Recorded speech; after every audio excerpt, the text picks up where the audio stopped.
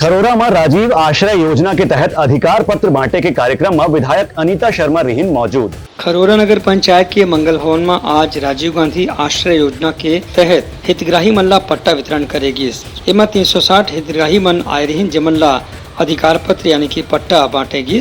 मुख्य अतिथि के रूप में उपस्थित धरसीवा के विधायक अनीता योगेंद्र शर्मा कहिन की कांग्रेस के जो राज्य सरकार है वह हर वर्ग के कल्याण पर योजना चलावत है, चाहे आदिवासी, किसान, मजदूर, लड़का, महिला, युवा, बेरोजगार कोनो भी वर्ग होए। ऐसने जो मन के घर मकान नहीं है, जो मन के कोनो रहे के आसरा नहीं है, ओहू मन पर राजीव गांधी आश्रय योजना शुरू करेगी है। राजीव गांधी अधिकार जो योजना है जिसे पट्टा वितरण हो रहा है, ये हमारे वो गरीब परिवार हैं जो लोग शासकीय भूमि में निवास करते हैं, उनके पास ज़मीन का कोई कागज नहीं था, उनके पास कोई पट्टा नहीं था। वो पट्टा वितरण करने का कार्य आज हमारी शासन प्रशासन के द्वारा किया जा रहा है और हमारे ये खरोरा क्षेत्र के सभी निवासी यहाँ काफ़ी खुश हैं और आज गरीबों को एक अधिकार का प्रमाण पत्र मिला।